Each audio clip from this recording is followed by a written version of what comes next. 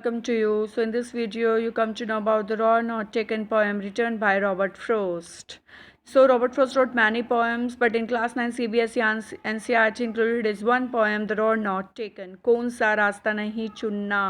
That was not only the title, कि title का मतलब ये नहीं है कि दो सड़कें उसमें से कौन सी सड़क नहीं चुनी. That was called the title, The Road Not Taken. It describes about the choices. कि इंसान को लाइफ में 2 choices मिलती है और एक चूज़ करना that was called difficult decision. कि 2 चॉइस में से वो एक चूज़ करेगा तो इन फ्यूचर रिग्रेट भी करना पड़ सकता है. तो this is called the difficult task. और life always gives you 2 choices. Life हमेशा आपको 2 चॉइसेस देती है. So Robert Frost describes about his biography. That was the 2 things, biography and autobiography. जो पर्सन, जो पोइट अपने बारे में बताए, अपना खुद का एक्सपीरियंस शेयर करे, it is called biography. And when he describes about the others called autobiography. तो the road not taken poem is also be called the biography that was describes about the experience of Robert frost.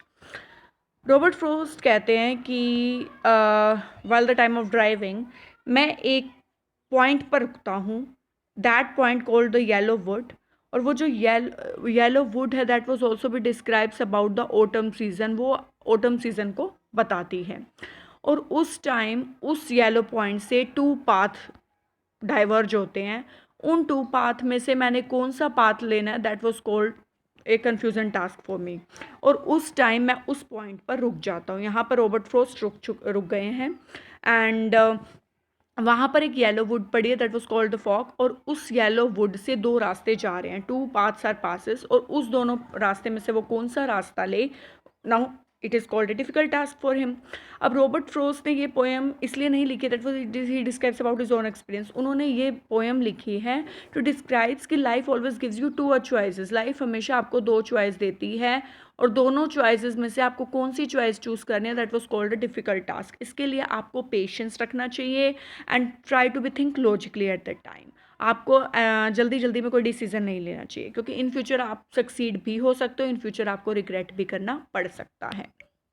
Now Robert frost बताते हैं एक तरीके से this poem also be written in 4 stanza and 4 stanza also be having 5 lines. So all over 20 lines in this poem.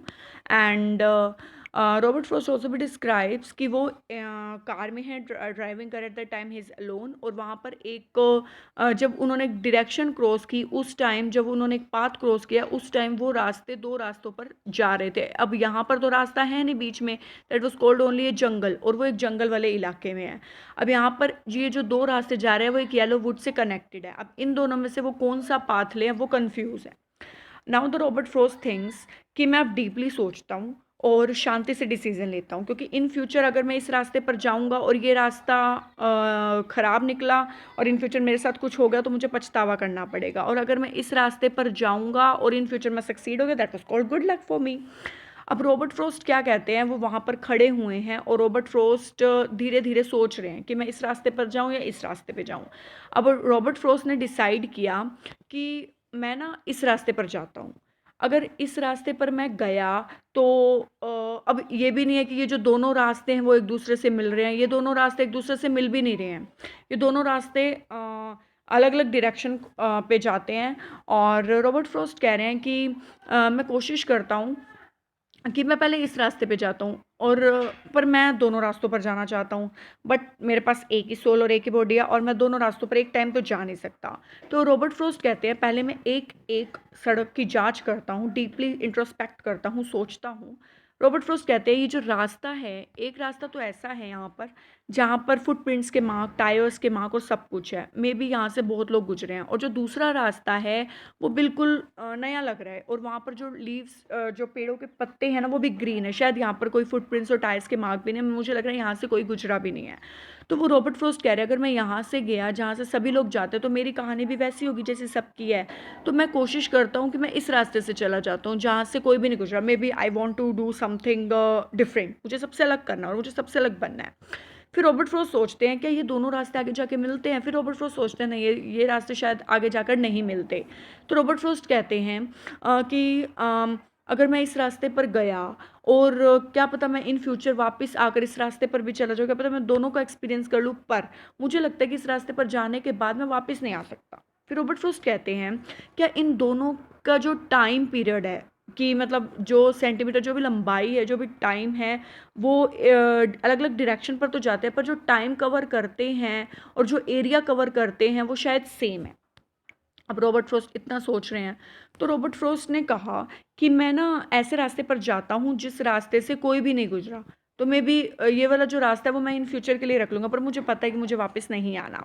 तो Robert Frost ये वाला रास्ता तय कर लेते हैं। और रॉबर्ट फ्रॉस्ट ने लास्ट स्टांजा में ये भी मेंशन किया है कि I am able to tell about everything about me with a sigh, कि मैं जो भी आज आइडेंटिटी जो भी मेरी है ना एज ए पोइट, वो केवल इस सड़क पर जाने की वजह से। और मैं सबको डीपली इंश्योर कर सकता हूँ कि जो भी डिफरेंस मेरी लाइफ में आप आज फेस कर रहे हो ना, जो देख रहे हो आप मुझे, like how I am resemble to you, तो वो उसका क्रेडिट सारा इस सड़क को जाता है। Now we learn this poem line to line. In the first introduction part, this well-known poem is about making choices. जो रोड नॉट टेकन है वो केवल एक सड़क के बारे में बात नहीं हो रही, वो टू चॉइसेस के बारे में बात हो रही है। And the choices that shape us, और वैसी चॉइसेस जो हमारी लाइफ को शेप करती है। रॉबर्ट फ्रॉस्ट एक अमेरिकन पोइट हैं जो काफ़ी सिंपली तरीके से लिखते हैं, but insightfully about common ordinary experiences. पर वो अपने एक्सपीरियंस को इस तरह मेंशन करते हैं कि हम उनके एक्सपीरियंस को नॉर्मल ना समझ के ऑर्डिनरी समझते हैं। और वो इंसाइटफुली और कॉमन चीज़ों को भी ना टोटली एक तरीके से स्ट्रेंज और ऑर्डिनरी बना देते हैं। So in the first stanza you learn about two roads diverge in a yellow wood, कि टू रोड्स हैं और टू रोड्स एक ही येलो वुड को डाइवर्ज कर रही हैं। एक येलो वुड उनका एक पॉइंट है जहाँ से दो सड़कें जा रही हैं। And sorry I could not travel both, और रॉबर्ट फ्रॉस्ट ने ये चीज़ क्लियर की है, ना तो वो इस सड़क पर कभी गए हैं ना वो इस सड़क पर गए हैं, तो वो टोटली अनफेमिलियर हैं। एंड बी वन ट्रैवलर, और वो इन दोनों में से एक को ही ट्रैवल कर सकते हैं एक टाइम पे, वो दोनों पर तो जा नहीं सकते, it is not possible for him. तो वो क्या करते हैं, वो बहुत देर वहाँ पर खड़े होकर सोचते रहते हैं कि मैं इस पे जाऊँ या इस सड़क पर जाऊँ। And look down one as far as I could, और जितनी दूरी तक उनको दिख पाता था उन्होंने देखा, पर उन्हें दूरी तक पेड़ों के अलावा और कुछ भी नहीं दिखा। To where it bent to the undergrowth. So in the next stanza Robert Frost also भी describes then took the other just as fair. तो रॉबर्ट फ्रॉस्ट ने सोचा कि मैं ना दूसरी सड़क ले लेता हूँ जो बिल्कुल ना साफ है, जिस पर कोई भी नहीं गुजरा। And having perhaps the better claim, और शायद इन फ्यूचर मेरे साथ अच्छा हो, because it was grassy at wanted wear, क्योंकि जो दूसरी सड़क है ना वो ग्रासी है और वहाँ पर अभी भी कोई भी नहीं वहाँ से गुजरा। जो लीव्स है वो फ्रेश हैं, वहाँ पर नए टायर्स के मार्क हैं। Though as for that the passing there had worn them really about the same, और शायद हो सकता है कि ये दोनों सड़क एक ही डेस्टिनेशन पर जाते हो, शायद हो सकता है कि आगे जाके मिलती हों, और ऐसा भी हो सकता है कि इन दोनों का जो जर्नी टाइम है वो सेम हो। In the third stanza, Robert Frost describes and both that morning equally ले। अब रॉबर्ट फ्रॉस्ट कह रहे हैं कि बेशक पहले कल का टाइम है कि वहाँ पर बेशक बहुत लोग यहाँ से गुजर चुके हैं, बट आज मॉर्निंग में मैं यहाँ पर पहला ट्रैवलर था और मैंने देखा कि ये दोनों ही फ्रेश लग रही हैं। बट ये वाली जो सेकंड रोड है वो ज़्यादा फ्रेश थी, क्योंकि वहाँ पर एक भी सिंगल टायर मार्क नहीं था। इन लीव्स नो स्टेप है ट्रॉडन ब्लैक, ना ही स्टेप्स थे, ना ही किसी के टायर्स के मार्क थे, और ना ही वहाँ पर जो लीव्स थे वो ब्लैक हुए थे। Leaves are totally green and fresh. Oh I kept the first for another day. तो रॉबर्ट फ्रॉस्ट कह रहे जो फर्स्ट रोड है मैं सेकंड डे के लिए रख लेता हूँ। Yet knowing how way leads on to way, और मुझे तो अभी ये भी नहीं पता, और मुझे ये भी जानना है कि ये दोनों सड़कें कौन से डेस्टिनेशन को जाती हैं। आई डाउटेड, मुझे संदेह है। He said I doubted if I should ever come back, कि मैं वापस आऊँगा भी। रॉबर्ट फ्रॉस्ट को अभी ये भी डाउट है, रॉबर्ट फ्रॉस्ट अभी क्लियर नहीं है इस बात को लेके।